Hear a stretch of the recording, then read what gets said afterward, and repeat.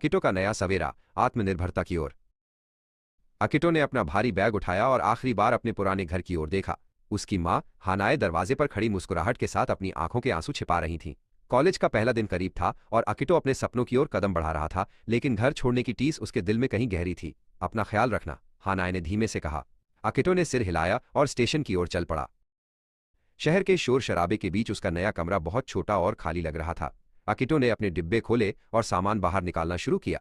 अब यहाँ न तो माँ का बनाया खाना था और न ही पिता की डांट। खिड़की से बाहर चमकती शहर की रोशनी उसे चिढ़ा रही थी। वो अब पूरी तरह से अकेला था, अपने खुद के भविष्य का मालिक।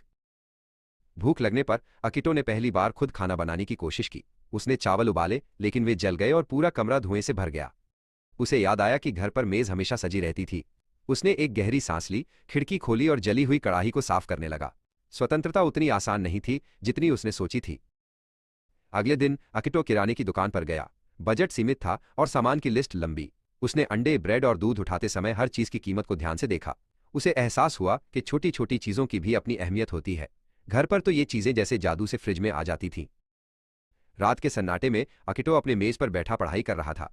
कमरे की घड़ी की टिक टिक उसे घर की याद दिला रही थी। उसने अपने परिवार की एक पुरानी तस्वीर निकाली। उसमें सब हंस रहे थे। उसने महसूस किया कि अकेले रहने का मतलब सिर्फ काम करना नहीं, बल्कि खुद के साथ दोस्ती करना भी है। तभी कमरे के बाहर से एक आवाज आई। उसका पड़ोसी हीरो कपड़े धोने की मशीन के पास संघर्ष कर रहा था। अकिटो ने बाहर जाकर उसकी मदद की। हीरो ने मुस्कुराते हुए कहा, धन्यवाद। अकेले रहना थोड़ा मुश्किल है ना? अकिटो को पहली बार लगा कि इस अनजान शहर में भी कोई उसका दोस्त बन सकता है। कुछ ही दिनों में अकिटो और हीरो साथ में समय बिताने लगे। उन्होंने मिलकर रात का खाना बनाया। इस बार चावल नहीं जले। अकिटो ने सीखा कि साझा की गई मुश्किलें कम हो जाती हैं और साझा की गई खुशियां दोगुनी। कॉलेज की पढ़ाई और घर के कामों के बीच उसने तालमेल बिठाना शुरू कर दिया था। एक शाम अकिटो ने अपनी माँ को फोन किया। माँ, आज मैंने खुद से करी बनाई और वो बिल्कुल आपके जैसी बनी थी, उसने गर्व से कहा। दूसरी ओर से हानाई की हंसी सुनाई दी। अकिटो को अब घर की याद तो आती थी, लेकिन अब वो याद उसे कमजोर नहीं बल्कि मजबूत बनाती थी। कॉलेज के रास्ते पर चलते हुए अकिटो के कदम अब भारी नहीं थे। उसने अपनी साइकिल उठाई और ताज़ी हवा में सांस ली।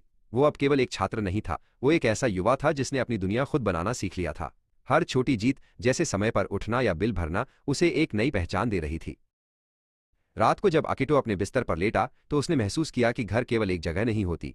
घर वो एहसास है जिसे हम अपनी मेहनत और रिश्तों से कहीं भी बना सकते हैं। वो अब स्वतंत्र था, वो अब तैयार था। अकिटो की आंखों में नींद नहीं, बल्कि कल के नए सूरज की चमक थी।